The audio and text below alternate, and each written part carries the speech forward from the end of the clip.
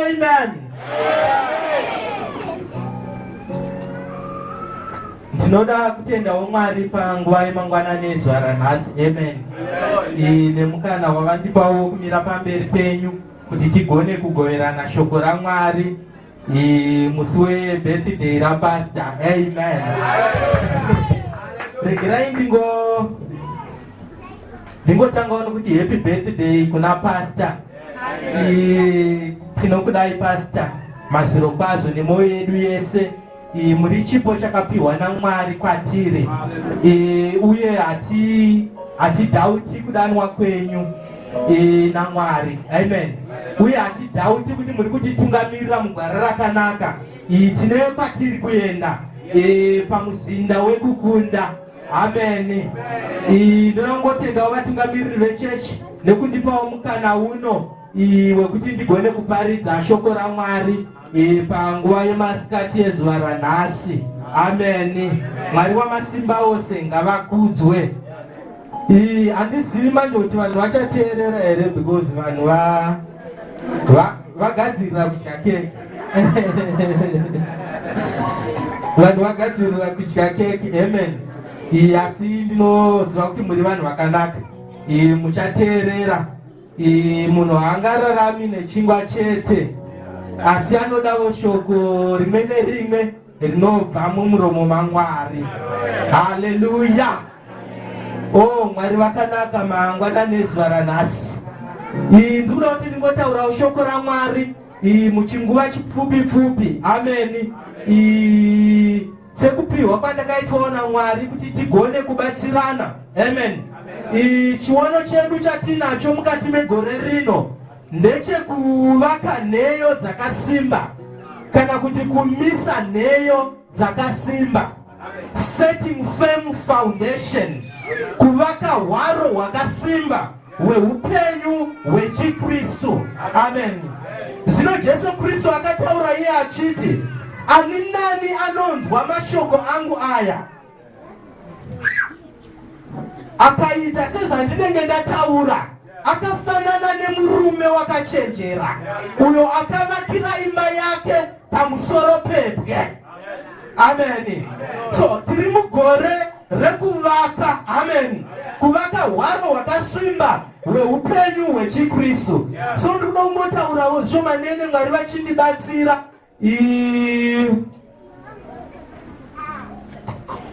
Tiverengerwe shoko raMwari kubva pana Timoteo wekutanga chapter 4 verse 7 na 8. Timoteo wekutanga chapter 4 verse 7 na 8. Tozoverengerwa zvakare Timoteo wechipiri chapter 2 verse 19 nekusvika pa 21. Second Timothy chapter 2 verse 19 kusvika pa 21.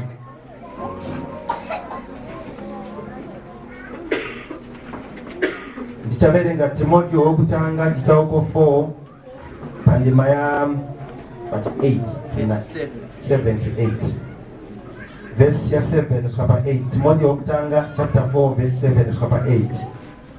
Panotipo, asi urambe ngano dzisina hanya naMwari nedzechembere, uzvirovedze kunamata Mwari, nokuti kurovedza muviri kunobatsira zvishoma hazvo, asi kunamata Mwari kunobatsira pazvinhu zvose, zvakune chipikirwa choupenyu hwazvino nohunouya.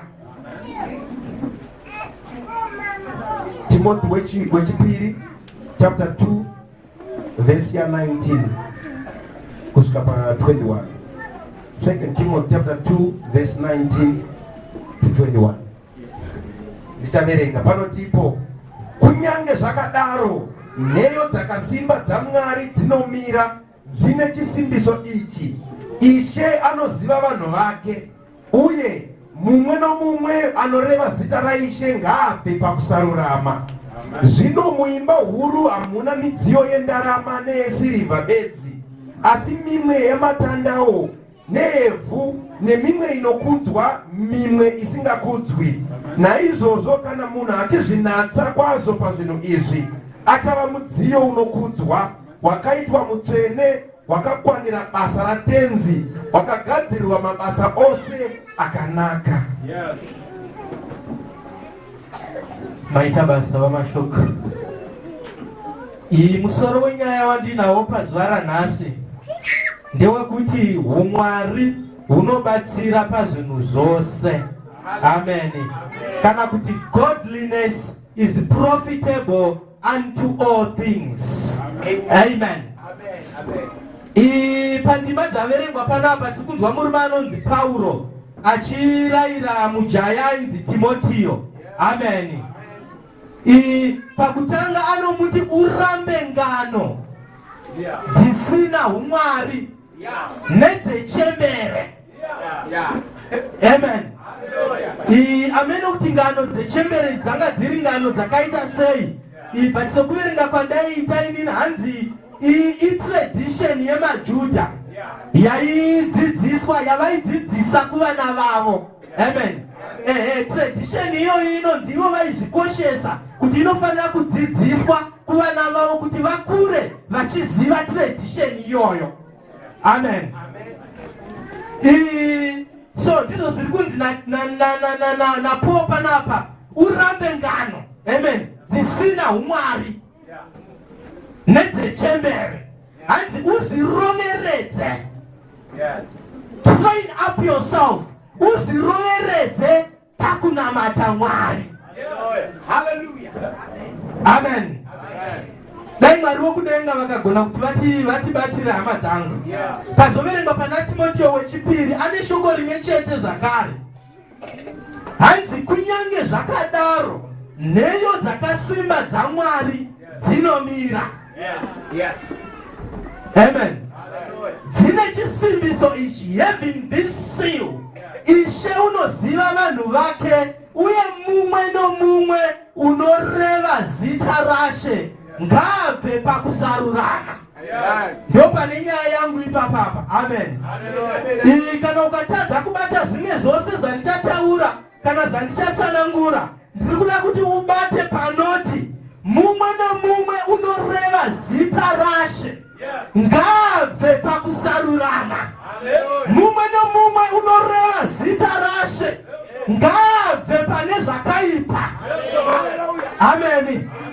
Dai vanhu vokudenga vakagona kuti vatibatsire mangwanani ano, nokuti Mwari vari kuda kugadzira chechi yavo. Amen. Mwari vari kuda kuenda nesu kure. Mwari vari kuda kutibatsira paupenyu hwedu. Amen. So Mwari vauya neshoko rekukugadzirira. Amen.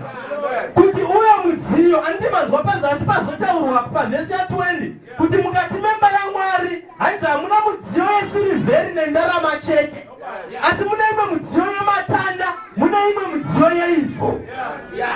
Pobva pazonzi asi ani nani anozvinatsa kubva pazvinhu izvi. Pane zvinhu zvainge zvataurwa pamusoro. Amen. Aiva mabasa erima. Ani nani anozvinatsa kubva pazvinhu izvi achava mudziyo unokudzwa. Haleluya.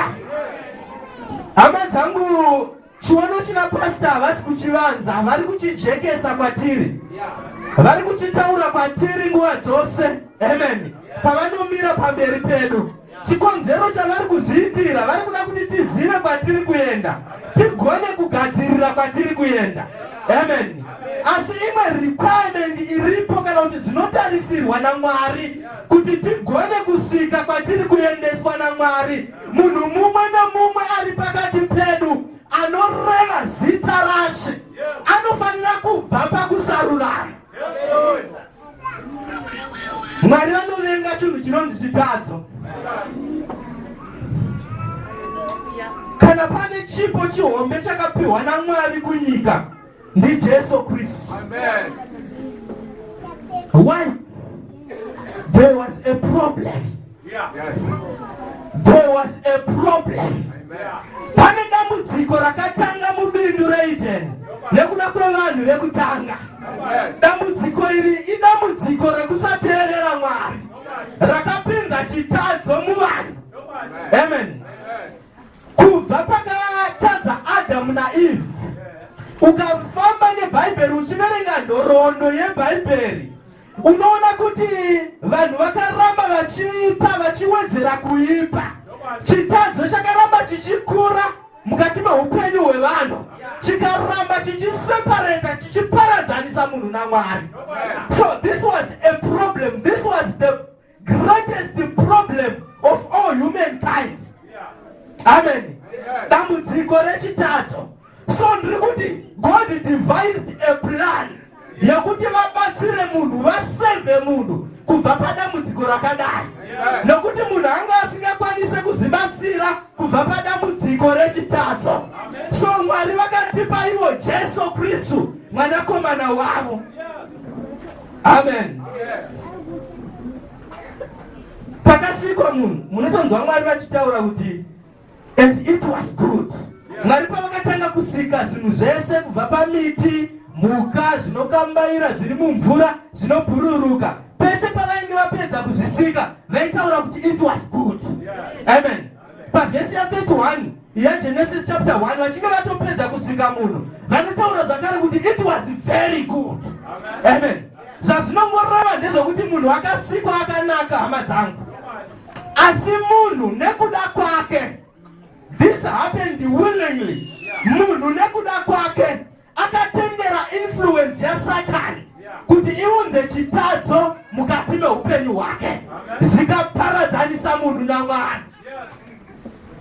Hama dzangu, kana wakazvitarisa kungoti pane muchero uri panapa wanzi usadya, iwe wobva wadya, kanoita kunge kanhu kadiki-diki, handiti? Mukasiya mati mwana pane pisi yekeki yandasiya iri mufiriji umu, musazodya. Ndaisiyira tete, imi makajara imi musazodya. Mukaona mwana adya pisi yekeki yaya, handifungi kuti munouraya mwana. Amen. Munogona kumuranga zvenyu zvobva zvapera ipapo. But ndiri kuti pakatadza Adamu naEve mushure mekunge varayirwa naMwari kuti vasadya muchero uyu, chitadzo chavakaita chakakura kupfuura kunzwisisa kwatinoita. Amen. Ndava chokutanga zvinotoratidza kuti munhu akapindwa nemweya wekuzvikudza maari. Amen. Akapindwa nemweya wekuzvikudza, akabva pakudhipenda naMwari akati ndinogona kuzviitira zvinhu zvangu ndega, ndinogona kuzviitira zvinhu zvangu zviri kunze naMwari. Amen. Zvinoratidza zvakare kusatenda kwemunhu. Ndava munhu ainge audzwa kuti nezuva rauchadya muchero uyu uchafa, asi munhu akafurirwa nenyoka. Nyoka ikati no, zvaitaura Mwari vanga vasingarevi kuti uchafa, kufa chaiko chaiko. Amen. Zvazvinoreva ndezvokuti Mwari vainge vataura shoko, but pakabuda inonzi unbelief, kana kuti kusatenda. Zvakare pakabudawo kumukira Mwari. Amen. Yes, kumukira Mwari, kuramba kuutongi hwaMwari. Ndava kana munhu achikutonga akakurayira kuti usaita chinhu hauite, kana ukatanga kuita zviri kurambidzwa, unonzi uri kumukira utongi huripo. Amen. So munhu nekuda kwekudya muchero akamukira Mwari, yatinoti rebellion, kumukira. Amen.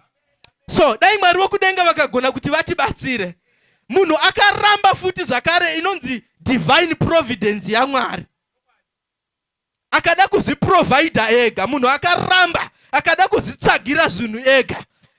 So munoona dambudziko rakaitika panapa ranga rakakura zvokuti munhu anga asingafaniri kusiyiwa akadaro. Amen. Munhu anga asingafaniri kusiyiwa akadaro. Ndava munhu uyu kwaanga ari kuenda ndekwekumukira Mwari kuzosvika pakuda kutotora chigaro chaMwari. So Mwari vakaunza chinhu chinonzi judgment pamusoro pemunhu. Adamu naEve vakabudiswa mubindu reEden, vakapiwa mutongo yakasiyana siyana. Amen. Yava kuafektawo nesu pazuva ranhasi.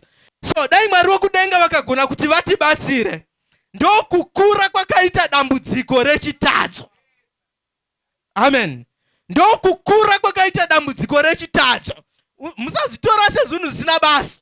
Munhu anga amukira Mwari paya. Amen. Anga amukira. Mazuvano ndiko kwatinoti kana munhu akanzi aita treason, kana kuti kumukira hurumende, hurumende iri kutonga kuramba zvairi kutaura. Amen. munhu akadhiraivhiwa akabuda mubindu reEden. Tikazoverenga shoko raMwari kuna John chapter 3 verse 7, 8 ne9. Amen. Ndipo panotaurwa, panooneswa chinangwa chakawira Jesu panyika. Munonzwa John anotanga achitsanangura zvake pamusoro pechitadzo. Amen. Kuti uyo anoita zivi ndewadhiabhorosi. Uyo anorarama muchitadzo sesystem ndewadhiabhorosi, kana kuti ndewaSatani. Amen. Hanzi nokuti Satani aiva mutadzi kana kuti akatanga achingotadza kubva pakutanga. Amen. Panozonzi asi mwanakomana wemunhu akaratidzwa kana kuti akauya nekuda kwechikonzero ichi, kuti aparadze mabasa adhiabhorosi, kana kuti aparadze mabasa aSatani. Mabasa aSatani ndiwo ekutadza anga ari kutaurwa pamusoro. Mwanakomana wemunhu akauya kuzorwira munhu kubva pachitadzo. Amen. So ndinoda kuti muone kuipa kwechitadzo, kuti Mwari vakatosarudza kuti ndakupa mwanakomana wangu kuti munhu agone kuponeswa kubva pachitadzo chake. Amen. Dai Mwari wokudenga vakagona kuti vatibatsire. So nekuda kwaAdhamu naEvhi chivi chakapinda mumunhu, Jesu Kristu akauya. Izvozvi ani nani anenge atenda maari anoporeswa kana kuti anoponeswa kubva pachitadzo chake chokuberekwa nacho. Amen. So munhu anoparadzaniswa naMwari nekuda kwechitadzo. Ndokuipa kwakaita chinhu chinonzi chitadzo. Zvino kutenda kwandinako ndiko kuti pakati pedu pane vanhu vakatenda muna Jesu Kristu, kuti Jesu Kristu pindai mukati memoyo wangu muve Ishe namuponesi weupenyu hwangu. Tikagamuchira Jesu Kristu, isusu manje tisitiri kutaurwa naPauro panapa. Amen. maKristu tisu tiri kutaurwa naPauro achiti ani nani anoreva zita raShe ngabve pazvakaipa. Amen. Andimanzwa achitaura iye achiti hanzi nheyo dzaMwari dzinomira nekuda kwechinhu ichi, kuti Mwari anoziva vake kubva pane zvakaipa kana kuti kusiya kusarurama. Ndiyo nheyo yechokwadi yekutanga inoratidza kuberekwa patsva. Amen. Hakuna imwe testimony inogona kutsanangudza zvizere kuberekwa patsva kwemunhu kupfuura testimony yekubva muzvakaipa uchipinda mukururama. Kana wakaparidzirwa ivhangeri ukatendeuka ukatanga kunamata Mwari asi ukapfuurira mberi uri muzvitadzo zvako, hapana ruponeso paupenyu hwako. Ndava munonzwa Johana achitotaura iye achiti hanzi ratidzai zvibereko zvekururama, ratidzai zvibereko zvekutendeuka.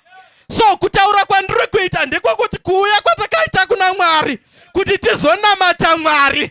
The standard yaMwari kurarama utsvene uchinzvenga zvakaipa uchitya Mwari. Amen. Church haisi a social club yokuti tinongosangana tine chinangwa chokuadvanzawo a certain cause yatinayo. No. Church hama dzangu, it's a fellowship of spirits. Kuti mweya yevanhu iri kufellowshipa nemweya waMwari. Zvino Mwari uyu is a holy God. Anotaura yekuna Leviticus chapter 11 verse 45 kuti ndini Jehovha Mwari wenyu akakubudisai muIjipita neruoko rune simba. Ivai vatsvene nokuti ndiri mutsvene. The standard of God is holiness. Ndiko kuri kutaurwa panapa naPauro kuti umwari. Bhuku rechishona rati kunamata Mwari. Asi bhuku rechirungu rinotaura kuti godliness. Godliness ndiyo yatinogona kutaura zvakare kuti holiness. Ndiwo umwari. Ndiwo umwari hwataurwa pana 1 pana 1 Timothy chapter 4 verse 8 kuti hunobatsira munhu pazvinhu zvose. Amen. Tine kwatiri kuenda naMwari hama dzangu. Asi Mwari havadi tsvina. Mwari vanovenga tsvina mukati meupenyu hwemunhu. Nometa kuti unoratidzika zvakanaka sei pamberi pevanhu. Nometa kuti une zvipo zvakadini zvaunogona kushandisa muno muchechi. But kana wakatakura tsvina yechitadzo hauna ukama naMwari. Zvese zvaunobata anova marara. Mwari vari kutsvaga utsvene. Amen. Mwari vari kutsvaga kururama. Ani nani anodana zita raShe ngaabve pane zvisakarurama. Amen. Tiri kupinda mumwedzi wakanaka. Tiri kupinda mumwedzi wakanaka waMweya Mutsvene. Hama dzangu, Mweya Mutsvene is very smart. Is very smart. Haadi tsvina. Anovenga tsvina. Unogona kushingaira ukatsanya uchiita sei kana usati wazvipira kuti ndakuda kubva pane zvakaipa. Mweya Mutsvene haashandi neupenyu hwako. Hallelujah. So dai Mwari wokudenga vakagona kutibatsira. Tiri kuda vanhu vaMwari mukati menzvimbo ino. Tiri kuda vanhu vanotya Mwari. Hama dzangu, the force of holiness ndiyo inonza vanhu kuti vauye kuna Mwari. Utsvene ndiwo uri kudiwa. Ndava Mwari vane chavari kuda kuita mukati menzvimbo ino. Mazviro kwazvo tiri pamuzinda wekukunda. But God is demanding the standard of holiness. Amen. Utsvene kuna Jehovha. Mwari havadi tsvina. Mwari havadi tsvina. Neimwe nguva vana vaIsraeri vakapopota kuna Mozisi vakati, Mozisi, seuriwe wega unongotaurwa newe naMwari. Tiri kuda kunzwa Mwari uyo achitaura. Shoko rakataura Mwari nderekuti enda unoudza vana vaIsraeri kuti vazvinatse kwamazuva 3. Vageze ivo miviri yavo. Vawache mbatya dzavo. Zvazvaingoreva ndezvokuti Mwari vanoda utsvene. Mwari vanovenga tsvina. Amen. So dai Mwari wokudenga vakagona kuti vatibatsire. Zvichida ndinogona kutadza kupinda mukutaura zvitadzo zvinogona kuitwa nemunhu. Kana kuti ndichadoma ndikasiya chako. Asi ndiri kuziva kuti Mweya Mutsvene vari pakati pedu. Wanga uri kurarama zviri comfortable pakati pedu, asi uri kurarama muzvitadzo. Hanzi uyo anorarama muchitadzo ndewaDiabolos. Mweya Mutsvene zvavakuzoita ndezvokuti you will never be comfortable mukati mechechi ino kusvikira wasiya zvakaipa. Amen. Ndava nzvimbo ino yakaereswa naMwari. Nzvimbo ino inzvimbo yaMwari. Amen. Mwari havayanani netsvina, havayanani nezvakaipa. So kutaura kwandiri kuita ndikokuti Mweya Mutsvene ngaataure newe. As I speak, I know kuti ari kukunongedzera. Mafambiro auri kuita ari kupesana nekuda kwaMwari. Amen. Hama dzangu, chinhu chinonzi character chakakosha. Ukangoona character yako yazara tsvina, chero ukava nezvipo, ukava gifted zvakadini, mabasa esa unenge uchiita akangofanana nemadzoto ane tsvina pamberi paMwari. Amen. Mwari wamasimba ose ngavatibatsire. Chii chinonzi umwari? Chii chinonzi godliness? Chii chinonzi holiness? It's not a state of sinlessness. Haisi state yokuti munhu hana kana chinhu, hana kana chitadzo, hana kana chinhu chiri kupesana naMwari chaari kuita. Amen. But it is a desperation, kana kuti a crave, kana kuti a drive to please God as a lifestyle. Amen. Because mumwe angazoti hasikai vari kutaura vane utsvene hwakaita seiku. Inini handisi kuti ndachibata. Murume anonzi Pauro anototaura kuna Philippians chapter 3 achiti inini handiti ndachibata, kana kuti handiti ndakwaniswa, handisi kuti ndava perfect, but one thing I do, hanzi ndinokanganwa zviri kumashure. Amen. Ndichinanavira zviri kumberi. Hanzi kuti zvichida ndikagona kuzosvikawo pakumutswa kwevakafa. Ndipo aitaura mashoko ari pano. So ndiri kuti chinonzi godliness, chinonzi humwari hakusi kuva munhu asina kana chitadzo, asi kuva munhu anoshingaira as a lifestyle. Ndo upenyu hwako hwekushingaira kuti ugone kufadza Mwari, uchitya Mwari, uchinzvenga zvakaipa. Amen. Ndo chinhu chinonzi godliness kana kuti humwari.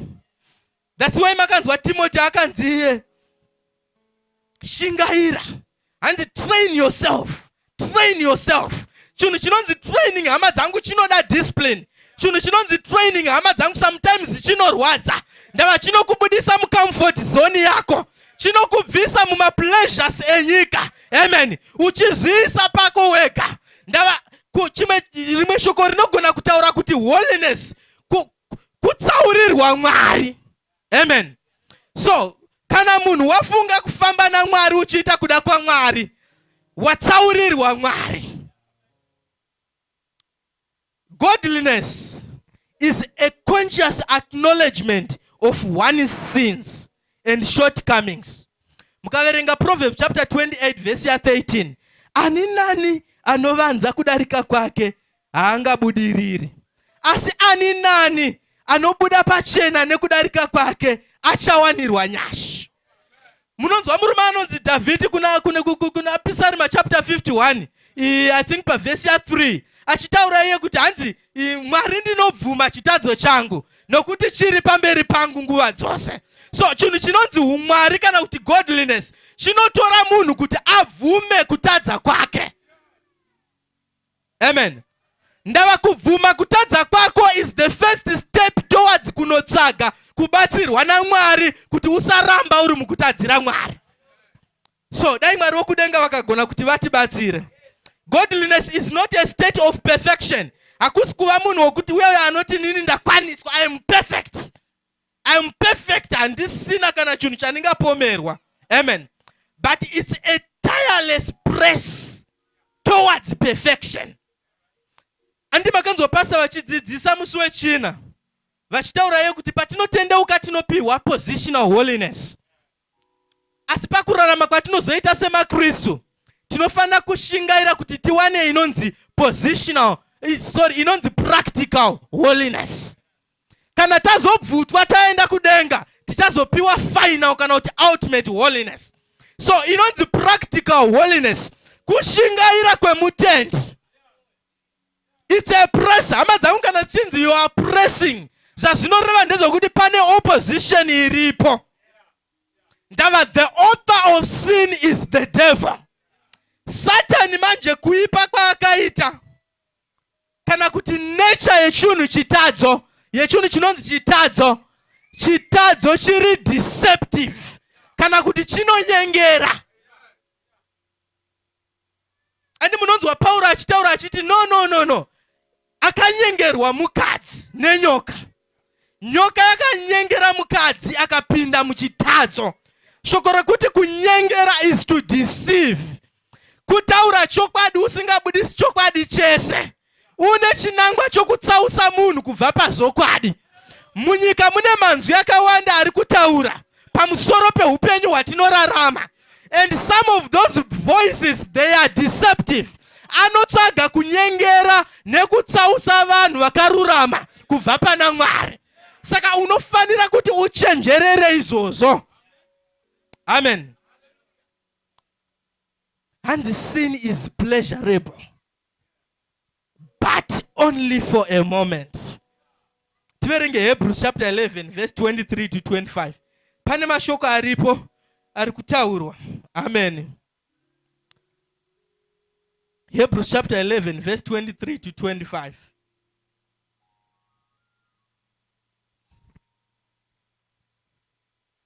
Hebrews chapter 11 verse 23 to 25.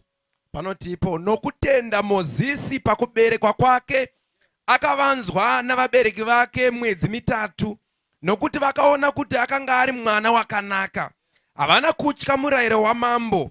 Nokutenda Mozisi akura akaramba kunzi mwanakomana womukunda waFarao. Akati zviri nani kuitirwa zvakaipa pamwe chete navanhu vaMwari pakufarira zvivi nguva duku.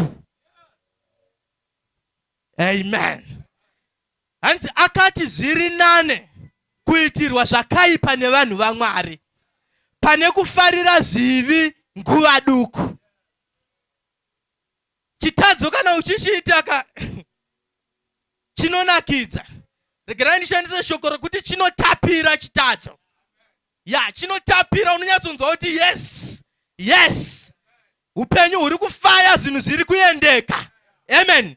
Muchipinda mumabhawa, muchipinda mumanight club, muchienda kumapati, muchidhakwa, muchiita upombwe. Unonzwa kuti zvinhu zviri kuendeka, zvinhu zviri kufaya. But it's only for a moment. Amen. Une time ya unosvika ya unozoita sober. So murume anonzi Moses uyu aiva neuchenjeri hunobva kuna Mwari. Ndava zvose aiva nazvo, hama dzangu. Aiva mwanakomana wemukunda wamambo, zvose aiva nazvo. Umambo hwainge huri pamberi pake. Zvese zvakanaka zvaaida aizviwana. But Moses akava neuchenjeri hwokuziva kuti this is only for a short time.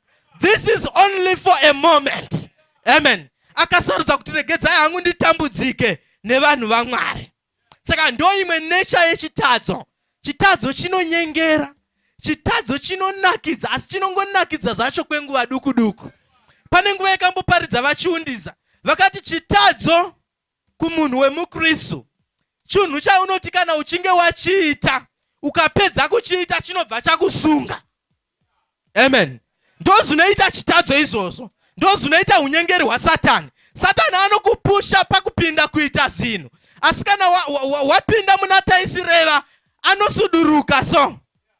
Zviya zvakaitwa Uria zvakarayirwa naDavid kuti kana achinge asvika panopisa pehondo, imi munongo withdraw, munongosuduruka mumusiye ari ega. Ndo zvinoita Satani. Amen. Chitadzo chinouraya munhu. Wasvika papiki yokutadza, Satani anenge achimbokuchengetedza, anozongo withdraw so. Ndo paunotanga kufunga zviri sober. Amen.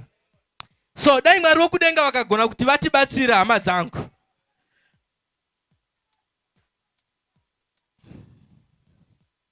Tinokunda sei chitadzo mukati meupenyu hwedu? How do we break the trap of sin? Ndava itori trap. Hama dzangu, munhu wese akapona akagamuchira Jesu Kristu ane mweya waMwari maari haadi kutadza. That's why muchinzwa iye Jesu achitotaura iye achiti hanzi uyo akaberekwa naMwari haatadze. Kutadza kwaitaurwa pakuramba uchitadza sesystem kwekuti ndihwo upenyu hwako. Chikonzero chinoita kuti munhu akaberekwa naMwari ane mweya waMwari atadze kuramba achitadza sesystem ndechekuti mweya waMwari uri mauri unoramba uchitaura newe. Amen. Mweya waMwari haunyarari kana uchiita zvakaipa, unoramba uchitaura newe kuti siya zvauri kubata zvakaipa, siya zvauri kubata zvakaipa. Saka haukwanisi kuramba uchitadza sesystem kana une mweya waMwari uri mauri, unless watoita sarudzo yokuti handichadi kuteerera inzwi racho riri kutaura. Amen.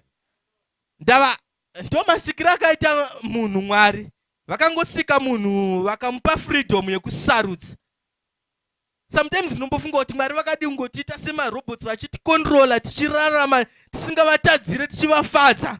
But Mwari vakaona kuti munhu haangazoenjoy upenyu kana achiita zvokukontrolewa serobot. Regerai ndisiye munhu aite sarudzo ega. Amen. Dai Mwari wokudenga vakagona kutibatsira. Matthew chapter 26 verse 41. Munonzwa Jesu achitaura achirayira vadzidzi vake achiti watch and pray so that you may not enter into temptation. Ndiyo yaya tinoimba mangwanani ega ega tichiti namata urinde. Watch and pray. Ini kwenguva zhinji ndaitedza unzwisa kuti panonzi watch apa unonyatsoti tiite sei. panoti pray ndaipanzwisisa kuti ndinofugama ndichinamata. I kneel down and pray to God. Ndichikumbira Mwari kuti vandipe simba, vandibatsire, ndikunde muyeso. But pari kunzi watch. Rinda. Ukakusi kurinda kwokuti unenge wakarara ka. Mukatarisa kumagarira aita vana veIsraeri mavakira avaita maguta avo, vane watch tower avaivaka. Kana kuti tower rainge rakareba richienda mudenga, rekuti kana munhu ari ipapo inonzi nharirire, iri ipapo inokwanisa kuona zvese zvingada kupinda muguta. Muzonzwa David akuti kana iye murindiri weguta akaririndira pasina Mwari, anorindira pasina. Ainzwisisa kukosha kwemunhu uyu anonzi murindi. Ndava basa rake rava rokupa warning shots kana pane zviri kubva kunze zviri kuda kuedza kupinda muguta. Ndiye ainyevera nokuzivisa kuti ndine vanhu vandiri kuona vari kubva uko vakawanda zvakadai. Amen. Then nyika yobva yava alert kuti pane zviri kuda kuitika. So kana isusu semakristu tichinzi watch kana kuti rinda. Amen. Zvazvinoreva is to be alert all the time.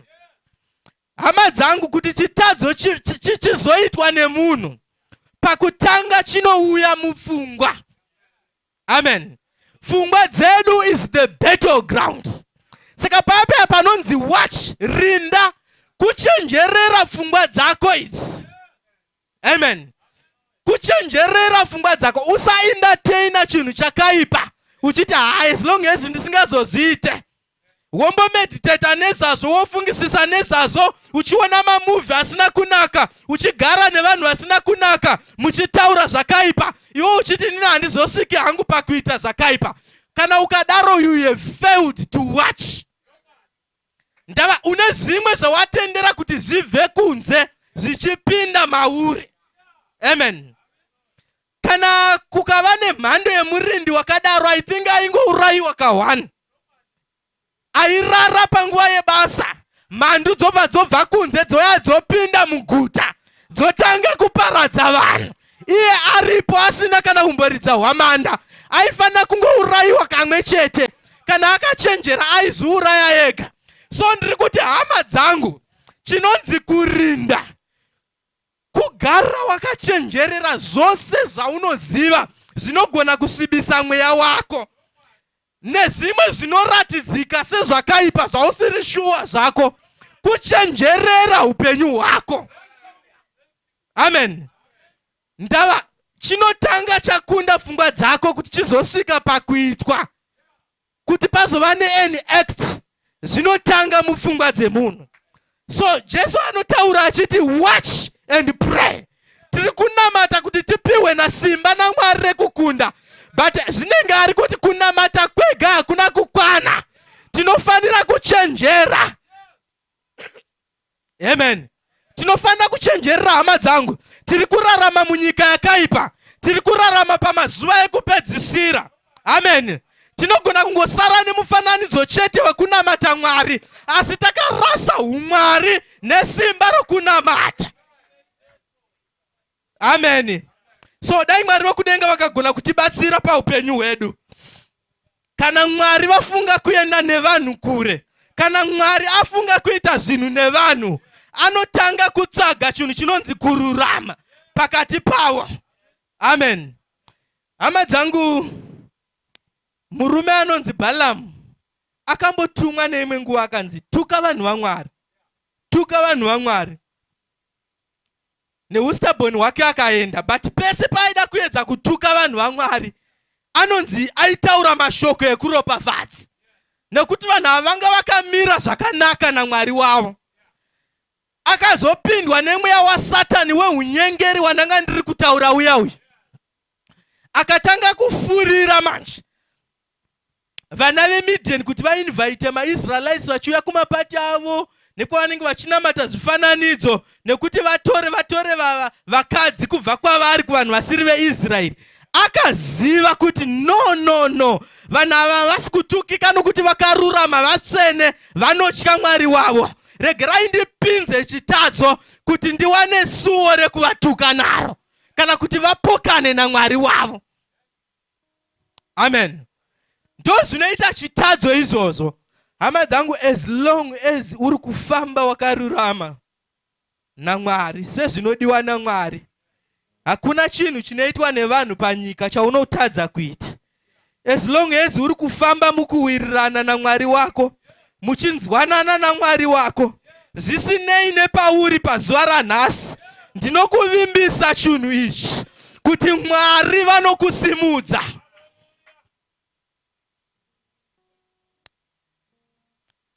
Mwari vanokusimudza. Josefa akataura akati, handingaiti chinhu ichi chakaipa ndichitadzira Mwari wangu. Genesis chapter 39, achitaura nemukadzi waPotifa. Ishe wangu wakandipa zvose izvi kuti nditonge pamusoro pazvo, kunze kwako iwewe, nokuti uri mukadzi wake. Ko ndingaitirei chinhu chakaipa ichi ndichitadzira Mwari?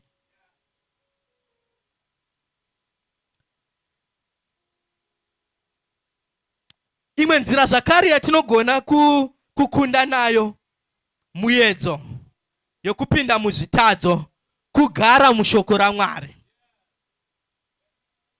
Kugara mushoko raMwari. Shoko raMwari ndicho chiedza. Handimainzwa vamuguza vachitaura kuti Jesu Kristu kana achinge auya anongounza chiedza. Iwe wotanga kuita sei? Wotanga kutsvaira, uchitsvaira, uchitsvaira. Ndo zvazvinoita kana uchinge watora shoko raMwari. Rinokuvhenekera makona ese emoyo wako neupenyu hwako, richikuratidza zvinofanira kunge zvisiri mukati meupenyu hwako. Iwewe uchiita sei? Uchitsvaira zvichienda, uchitsvaira zvichienda. Amen. Munonzwa David achitaura maPsalm chapter 119 verse 30. Hanzi, the entrance of your word gives light. The entrance, kupinda kunenge kuchiita shoko raMwari mumunhu, kunounza chiedza. Entrance iri kutaurwa haisi kungovhura Bhaibheri woverenga. No. Kugamuchira shoko raMwari woritendera kuti ribate upenyu hwako, rotanga kuinfluenza mararamiro aunoita. Tinenge takuti the word has gained entrance kana kuti access into your life. And the entrance of your word, kana shoko raMwari richinge rauya, rinounza chiedza. Kana chiedza chichinge chauya, rima rinofanira kuenda. Rima harina option. Kana chiedza chauya, rima rinoenda. Because light is the absence of darkness. So, dai Mwari wokudenga vakagona kuti vatibatsire hama dzangu, tigare mushoko raMwari. Tigare mushoko raMwari. Umwari hune mabenefits ahunawo akawanda. Regerai ningotaura chimwe chete chacho nekuda kwenguva yedu. Nekuda kwenguva yedu. Umwari hune mabenefits. Ndoda kuverenga maPsalm chapter 5 verse 12. Nekuda kwenguva yedu regerai ningoverenga vamashoko. maPsalm chapter 5 verse 12. maPsalm chapter 5 verse 12. Ndiyo last verse pandima iyoyo. Hanzi, nokuti mucharopafadza akarurama, imi Jehovha muchamukomberedza nenyasha senhoo.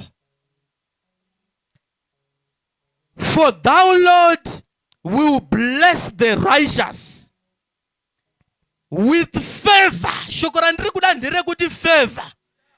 Chinhu ichochi chinonzi favor ichochi hama dzangu ka.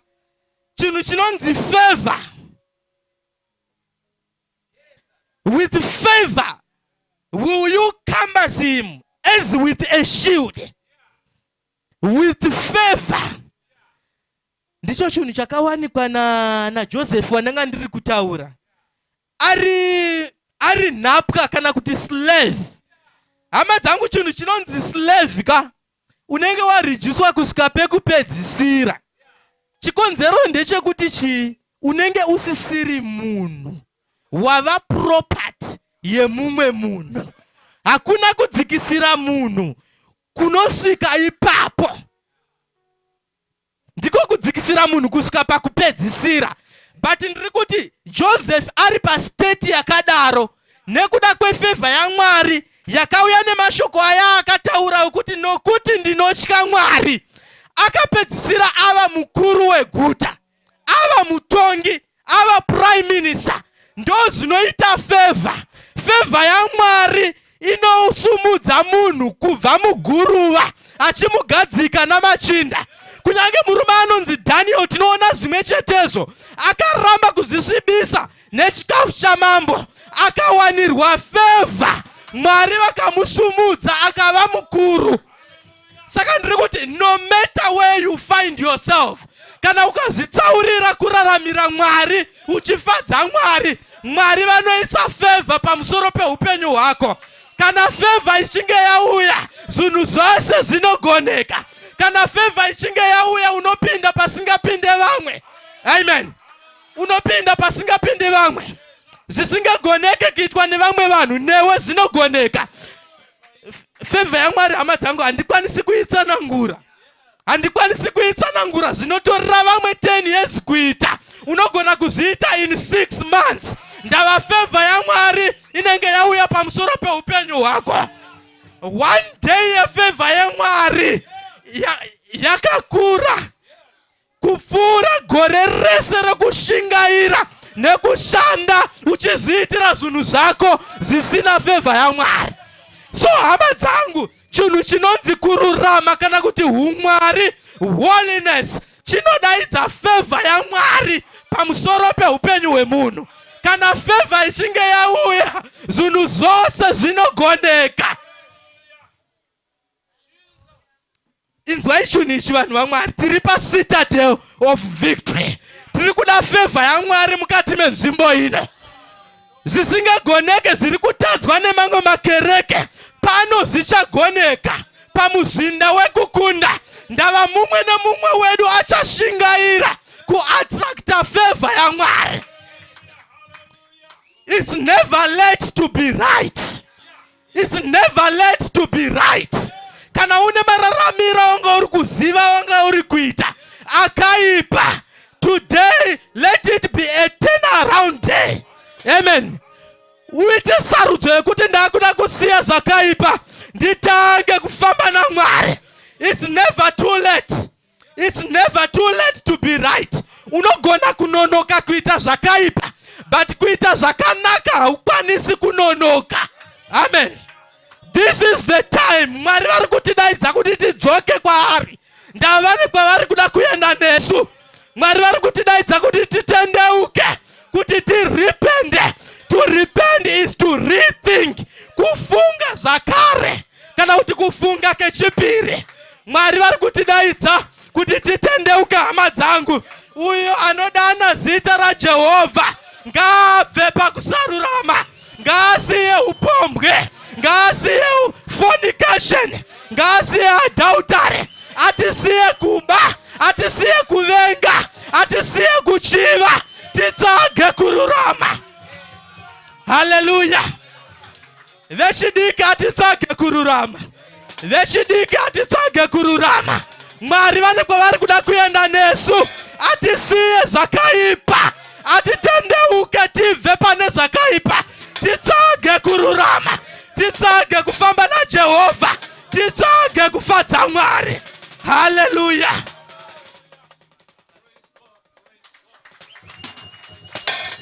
Praise God.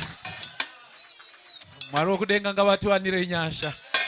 Mwari wokudenga ngavatiwanire nyasha. Regai tingosimuka toda kunamata. Handizive zviri upenyu hwako, handizive zvawanga uri kubata. But iti Mwari, I want to turn around. Ti Mwari ndoda kudzoka kwamuri nhasi mangwanani ano. Mudikano ukarevesa, we are going to witness the favor of God in our lives.